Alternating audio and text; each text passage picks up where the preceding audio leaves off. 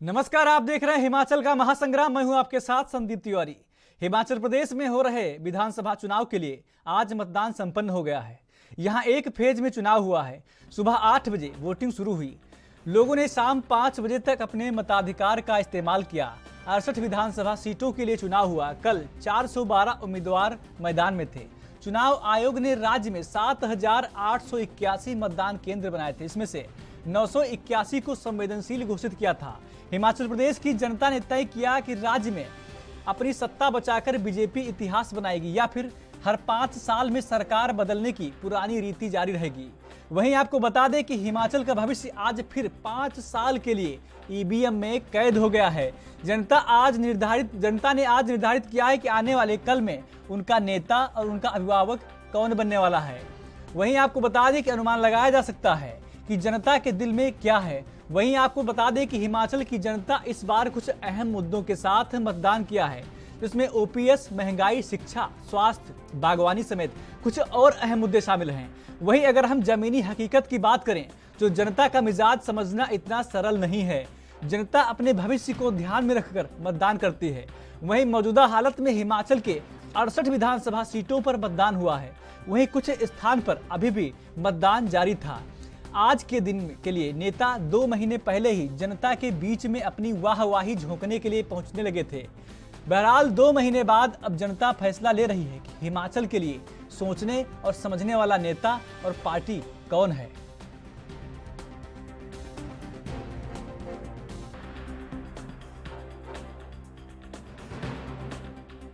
तो आपको बता दें कि हिमाचल प्रदेश में हो रहे विधानसभा चुनाव के लिए आज मतदान संपन्न हो गया है। यहां एक फेज में चुनाव हुआ है। सुबह 8 बजे से वोटिंग शुरू हुई थी। लोगों ने शाम 4 बजे तक अपने मताधिकार का इस्तेमाल किया है। आपको बता दें कि 68 विधानसभा सीटों के लिए चुनाव हुआ है। कुल 412 उम्मीदवार मैदान में थे। चुनाव आयोग ने राज्य में 7,881 मतदान केंद्र बनाए थे, जिसमें से 981 को संवेदनशील घोषित किया था। हिमाचल प्रदेश की जनता ने तय किया कि राज्य में अपनी सत्ता बचाकर बीजेपी इतिहास बनाएगी या फिर हर 5 साल में सरकार बदलने की पुरानी रीति जारी रहेगी। वहीं साथ ही आपको बता दें कि हिमाचल का भविष्य आज फिर 5 साल के लिए ईवीएम में कैद हो गया है। आज जनता ने निर्धारित किया है कि आने वाले कल में उनका नेता और उनका अभिभावक कौन बनने वाला है। वहीं अनुमान लगाया जा सकता है कि जनता के दिल में क्या है। वहीं साथ ही आपको बता दें कि हिमाचल की जनता इस बार कुछ अहम मुद्दों के साथ मतदान करने पहुंची थी, जिनमें ओपीएस, महंगाई, शिक्षा, स्वास्थ्य, बागवानी समेत कुछ और अहम मुद्दे शामिल हैं। वहीं अगर हम जमीनी हकीकत की बात करें तो जनता का मिजाज समझना इतना भी सरल नहीं है। जनता अपने भविष्य को ध्यान में रखकर मतदान करती है। वहीं मौजूदा हालत में हिमाचल में 68 विधानसभा सीटों पर मतदान हुआ है। वहीं कुछ स्थान पर अभी भी मतदान जारी था। आज के दिन के लिए नेता 2 महीने पहले ही जनता के बीच अपनी वाहवाही झोंकने के लिए पहुंचने लगे थे। बहरहाल 2 महीने बाद अब जनता फैसला ले रही है कि हिमाचल के लिए सोचने और समझने वाला नेता और पार्टी कौन है।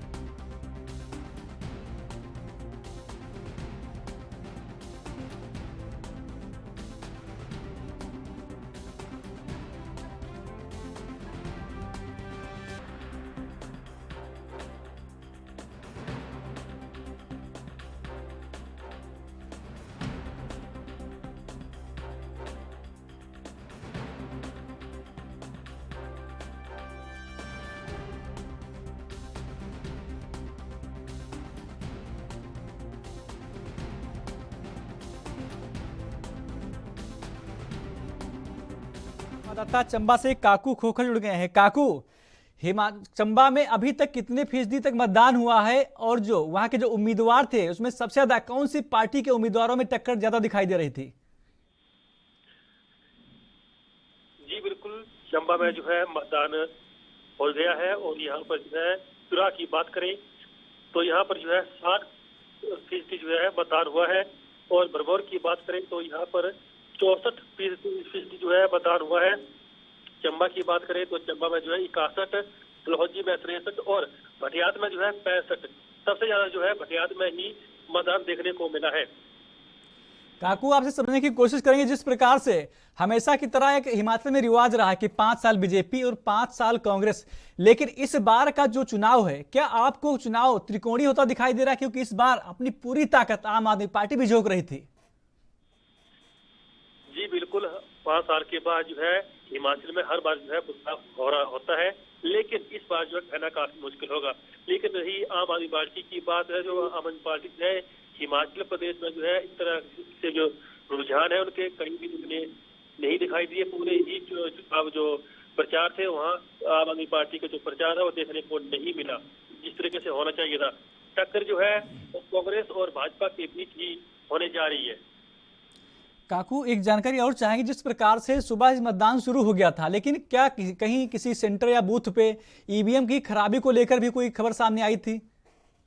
जी बिल्कुल, चंबा जिला के जो है डलहौजी विधानसभा में जो है एक मशीन जो है खराब होने की बात सामने आई थी। यहाँ पर जो है एक्स्ट्रा टाइम दिया गया है और वहाँ पर जो है वोटिंग कराई गई। 1 और 1.5 घंटे के बीच जो है वहाँ पर जो है मशीन खराब हुई थी।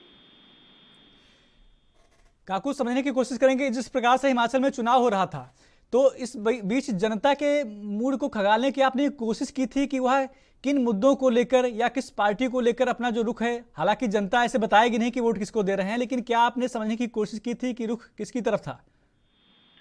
जी बिल्कुल, हमने जो है लोगों से बात करने की भी कोशिश की। लोग जो है खुलकर बिल्कुल भी नहीं बोल रहे हैं। सबसे बड़ा महंगाई का मुद्दा और ओपीएस का मुद्दा जो है देखने को मिल रहा है लोगों के बीच जो है। लेकिन सबसे बड़ी बात है कि हिमाचल का जो चुनाव होता है वो जमीनी स्तर पर और मुद्दों कुछ हिमाचल के जो मुद्दे होते हैं उन्हीं पे जो है हर 5 साल के बाद जो है लोग मत देते हैं। काकू, जानकारी चाहेंगे आपसे, जिस प्रकार से आपने बताया कि महंगाई और ओपीएस का ये इतने बड़े मुद्दे थे कि इसको लेकर जो भी चुनावी पार्टियां थी वो काफी गंभीर भी नजर आ रही थी। लेकिन चाहे वो बीजेपी हो या कांग्रेस हो या आम आदमी पार्टी हो, आम आदमी पार्टी ने कई सारी अपनी गारंटी योजनाएं भी गिनाई थी वहां पे कि हम जनता के लिए ये करेंगे वो करेंगे। लेकिन असल में जो मुद्दे थे, आपने बताया कि ओपीएस और महंगाई, इसको लेकर लोग कितना गंभीर दिखे थे वहां पर?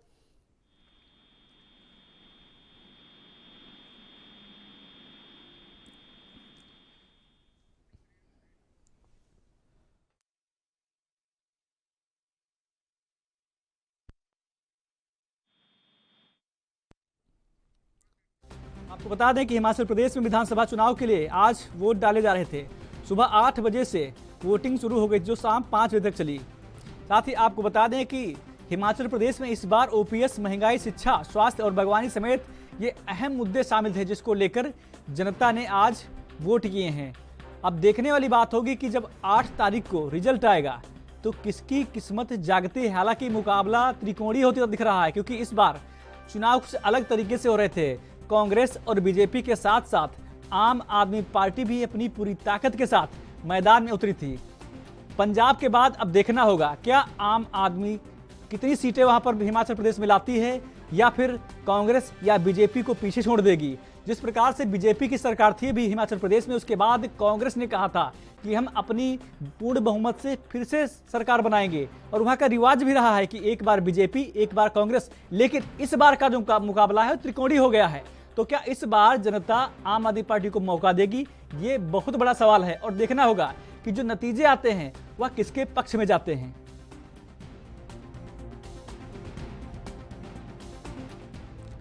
तो आपको बता दें कि हिमाचल प्रदेश में हो रहे विधानसभा चुनाव के लिए आज मतदान संपन्न हो गया है।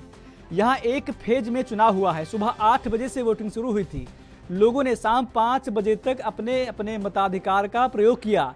68 विधानसभा सीटों के लिए चुनाव हुआ है। कुल 412 उम्मीदवार मैदान में थे। चुनाव आयोग ने राज्य में 7,881 मतदान केंद्र बनाए थे।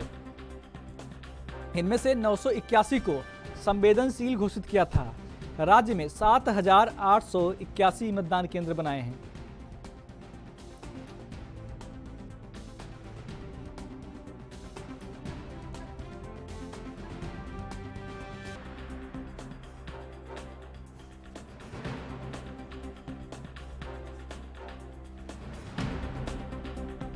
और इस खबर पर ज्यादा जानकारी के लिए हमारे संवाददाता नालागढ़ से नंदलाल ठाकुर जुड़ गए हैं। नंदलाल जी, नालागढ़ की अगर बात करें तो वोटिंग परसेंटेज क्या रहा इस वक्त तक?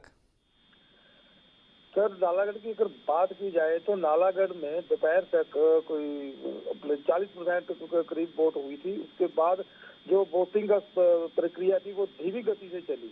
उसके बाद अभी भी जो नालागढ़ में वोटिंग कुछ पोलिंग स्टेशनों पर चल रही है जी। अभी तक कुल मिलाए तो 67% वोट नालागढ़ की तकरीबन हो चुकी है अभी, और प्रोसेसिंग में बहुत चली हुई है। नंदलाल जी जानकारी चाहेंगे कि अगर हम नालागढ़ की बात करें, खासकर नालागढ़ में, तो क्या नालागढ़ में भी जो मुकाबला है वो त्रिकोणीय होता दिख रहा है या कांग्रेस और बीजेपी हावी है एक दूसरे पर? नालागढ़ में अगर नालागढ़ विधानसभा की बात की जाए तो वहां पर जो आजाद प्रत्याशी है वो इनके ऊपर भारी पड़ रहा है, दोनों पार्टियों के ऊपर जी। वहां पर इनका जो अगर मेन में मुकाबला देखा जाए तो ये जो सीटें हैं ये भारतीय जनता पार्टी और कांग्रेस हार सकती है।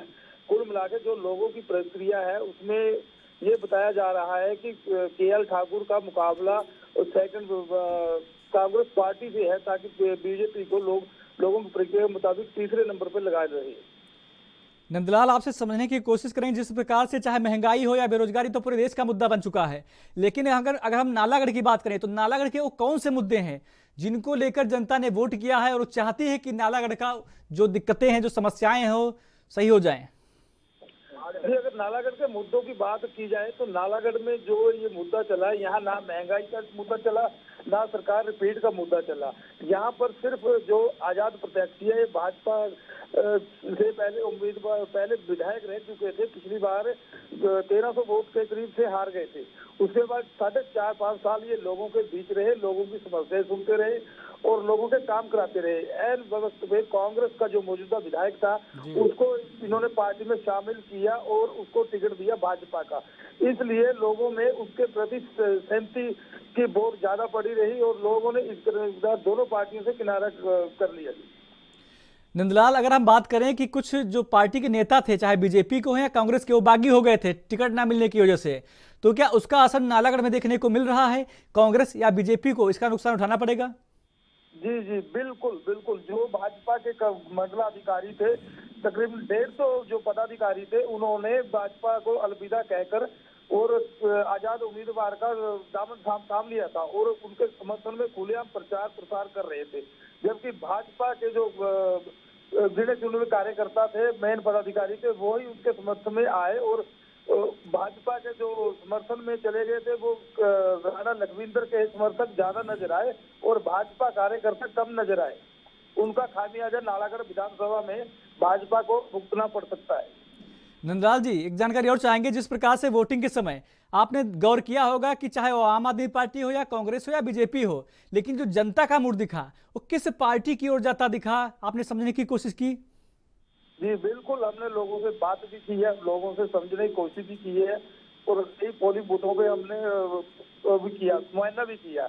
जब हम लोगों का जो मूड था वो के मूड में अधिकतर लोगों ने यही राय दी है कि इस बंदे ने काम किए हैं और इस बार इसका एहसान लोगों ने उतारना है। इसके प्रति जो आजाद प्रत्याशी है उसके प्रति लोगों का काफी रुझान देखने को मिला। नंदलाल, क्या नालागढ़ में किसी बूथ से कोई ईवीएम की खराबी या फर्जी वोटिंग की क्या कोई ऐसी खबर तो सामने नहीं आई आपके? नहीं, ऐसी कोई सूचना अभी तक तो आई नहीं है कोई मशीन खराबी है। हाँ, ऐसी कोई सूचना जरूर है कि ये धीमी गति से वोटें जो है वो बहुत धीमी गति से चल पड़ी, इसलिए लोगों को काफी परेशानी का सामना करना पड़ रहा है और लोगों में रोष भी है।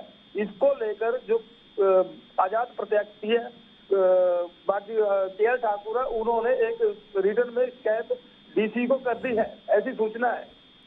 नंदलाल, जैसा कि आपने बताया कि कुछ सेंटरों पर, कुछ बूथों पर मतदान धीमी गति से हुआ, क्या आपने समझने की कोशिश की, जानकारी ली आपने कि ऐसा क्यों हुआ वहां पर?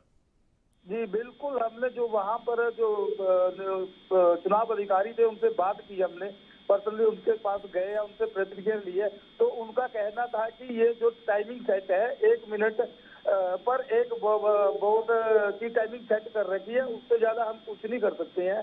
और अधिकतर जो 3-4 बूथ ऐसे पोलिंग स्टेशन थे, जैसे खेड़ा पंचायत है, राजपुरा है और नंगल है, और खेड़ा में जो ज्यादा सबसे मतदान थे वो थे 3200 के करीब। उसमें जो पोलिंग बूथ थे उनमें कमी पाई गई, उनके वोटों के हिसाब से जो टाइमिंग है वोट, एक पोलिंग बूथ को तकरीबन 1100-1200 वोट के करीब एक पोलिंग बूथ बनाया था, जो जिसमें ज्यादा जी। टाइम लगा। उन लोगों का मानना है कि पोलिंग बूथों की इस बार कमी थी, इन जगह पर जहां ज्यादा वोटें हैं एक एक पोलिंग बूथ अलग और लगाया जाए। नंदलाल जी, नालागढ़ में अगर बात करें सुरक्षा व्यवस्था की, तो क्या कुछ इंतजाम किए गए थे? नंदलाल जी जी, जी बोलिए। जो सुरक्षा व्यवस्था थी वो ठीक थे, कोई ऐसी कोई जब्त की कोई बात नहीं आई, कोई सामने कुछ नहीं आई और सुचारू रूप से शांतिपूर्ण मतदान नालागढ़ में हुआ। हालांकि इसके अतिरिक्त जो बद्दी में है, बद्दी में जो कांग्रेस प्रत्याशी है उसके जो उसका बूथ है, उसके पंचायत का बूथ है, उसमें कुछ लोगों ने इसी घटना को लेकर चुनाव प्रचार के, चुनाव इलेक्शन कमीशन के खिलाफ नारेबाजी भी की और जी। उन्होंने कुछ वोटों का बाइकआउट भी किया। ये जिनकी यहाँ की सूचना पर, नालागढ़ में इस तरह की कोई सूचना नहीं है। चलिए नंदलाल जी, जानकारी देने के लिए आपका बहुत बहुत धन्यवाद। साथ ही संजीव महाजन हमारे साथ कांगड़ा से संवाददाता जुड़ गए हैं। संजीव जी, कांगड़ा की जो वोटिंग परसेंटेज है वो क्या रही? ऐसा है कि हम बात करें कांगड़ा के कुछ जहाँ पे, हेलो जी जी सुन रहे हैं, बोलिए। संजीव जी, क्या आपको आवाज मिल पा रही है? संजीव जी, आपको आवाज मिल पा रही मेरी? चलिए, लगता है संजीव जी से संपर्क टूट गया है, जल्दी संपर्क साधने की कोशिश करते हैं। तो आपको बता दें कि हिमाचल प्रदेश में हो रहे विधानसभा चुनाव के लिए आज मतदान संपन्न हो गया है।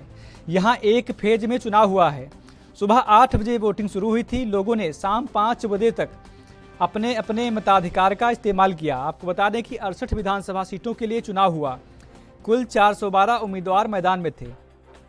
चुनाव आयोग ने राज्य में 7,881 मतदान केंद्र बनाए थे। इनमें से 981 को संवेदनशील घोषित किया था। हिमाचल प्रदेश की जनता ने तय किया कि राज्य में अपनी सत्ता बचाकर बीजेपी इतिहास बनाएगी या फिर 5 साल में सरकार बदलने की जो पुरानी रीति है वो जारी रहेगी। वहीं आपको बताते चले कि हिमाचल का भविष्य आज फिर 5 साल के लिए ईवीएम में कैद हो गया है। जनता आज निर्धारित करेगी कि आने वाले कल में उनका नेता और उनका अभिभावक कौन बनने वाला है। वहीं आपको बता दें कि हिमाचल की जनता इस बार कुछ अहम मुद्दों के साथ मतदान कर रही थी, जिसमें से ओपीएस, महंगाई, शिक्षा, स्वास्थ्य, बागवानी समेत कुछ और अहम मुद्दे शामिल थे। वहीं अगर हम जमीनी हकीकत की बात करें तो जनता का मिजाज समझना इतना सरल नहीं है। जनता अपने भविष्य को ध्यान में रखकर मतदान करती है। वहीं मौजूदा हालत में हिमाचल के 68 विधानसभा सीटों पर मतदान हुआ है। वहीं कुछ स्थान पर अभी भी मतदान जारी है।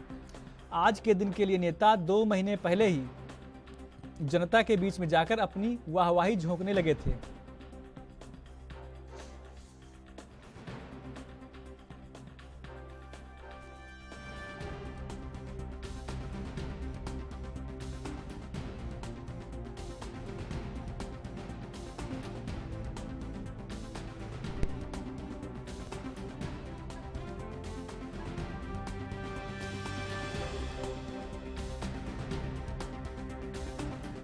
हिमाचल प्रदेश में आज 68 विधानसभा सीटों के लिए वोटिंग संपन्न हो गई है। आपको बता दें कि सभी प्रत्याशियों की किस्मत आज जनता ने ईवीएम में कैद कर दी है।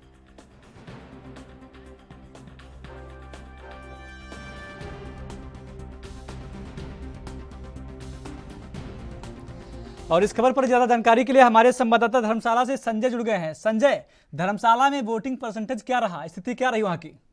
जी सर, जिला कांगड़ा में 63% जो वोटिंग रही है इस बार, लेकर पिछले विधानसभा के चुनावों की बात करें, इस बार जो वोटिंग थोड़ी कम हुई है। लोगों में उत्साह तो देखा गया, लेकिन दूसरे टाइम उत्साह लोगों में था। सुबह के वक्त जो मतदान काफी धीमी गति से चला, और इसी कारण जो है कि इस बार मतदान थोड़ा कम देखा गया। तो जिला कांगड़ा में 63% जो है मतदान इस बार हुआ है।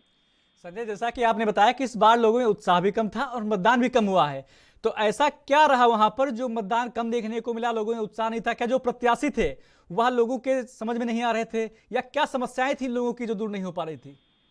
जी, इस बार देखने में यह है कि उम्मीदवारों की संख्या कुछ ज्यादा थी और पार्टियों के तरफ से भी जो इस बार उम्मीदवार मुझे लगता है कि लोगों के अनुकूल नहीं थे, लोगों की पसंद के अनुकूल नहीं थे।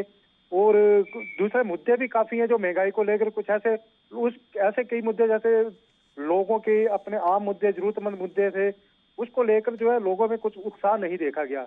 इसके ये और अन्य कई कारण ऐसे थे जैसे अपनी जो उनकी लोकल समस्याएं थी जो इनको पूरा नहीं अभी तक होते जितना देख पाई है, इसीलिए लोगों में उत्साह जो काफी कम रहा और इसकी वजह ये रहा कि मतदान जो काफी कम रहा। जी संजय, अगर धर्मशाला की बात करें तो वहां पर जो मुकाबला रहा, क्या कांग्रेस और बीजेपी में टक्कर रही या फिर मामला त्रिकोणीय रहा पूरा वहां पे?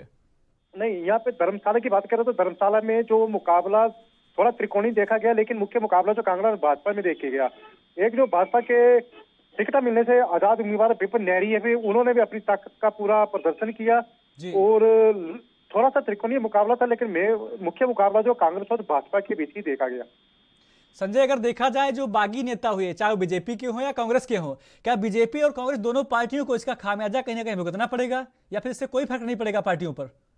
जी बिल्कुल बिल्कुल भुगतना पड़ेगा, क्योंकि दोनों पार्टियों से जो आजाद उम्मीदवार है, जो इनको टिकट नहीं मिली है, उन्होंने आजाद उम्मीदवार के रूप में इस बार चुनाव लड़ा है और लगता है कि जिला कांगड़ 15 विधानसभा क्षेत्र में 3 या 4 सीटें जो आराम से जो आजाद उम्मीदवार ले जाएंगे। और सरकार अब ये देखा जा रहा है कि सरकार कांग्रेस और भाजपा को 50-50 जो सीटें रहने वाली है, अब सरकार किसकी बनेगी। तो ये जो आजाद उम्मीदवार अगर जीत का मैदान में आते हैं तो ये सरकार बनाने में एक अपनी अहम भूमिका जो बना सकते हैं और अपने मनपसंद ओहदों को भी सरकार में पा सकते हैं। जी संजय, अगर हम बात करें जिस प्रकार से देखा जाए कांग्रेस और बीजेपी में हमेशा टक्कर रही, एक बार कांग्रेस एक बार बीजेपी सरकार बनाती रही वहां पर, लेकिन इस बार आम आदमी पार्टी अपनी पूरी ताकत के साथ खड़ी थी वहां पर। तो क्या आम आदमी पार्टी दोनों को पटकनी दे पाएगी? क्या अपना जो नाम है वो दर्ज करवा पाएगी सीएम की रेस में, या फिर कांग्रेस और बीजेपी दोनों ही आगे पीछे चलते रहेंगे?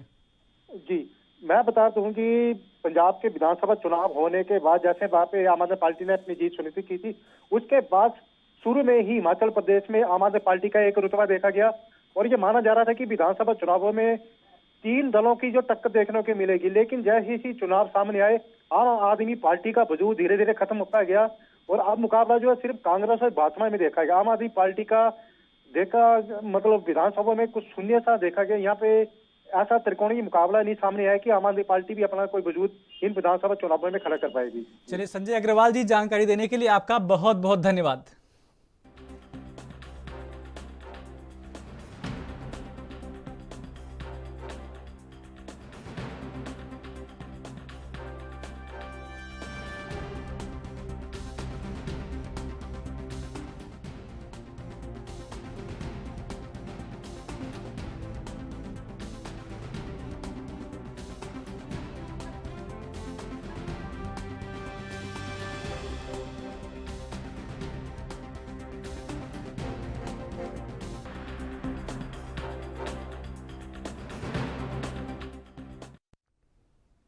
हिमाचल के महासंग्राम में मेरे साथ इतना ही। बाकी देश विदेश की तमाम खबरों के लिए देखते रहिए ANB न्यूज। नमस्कार।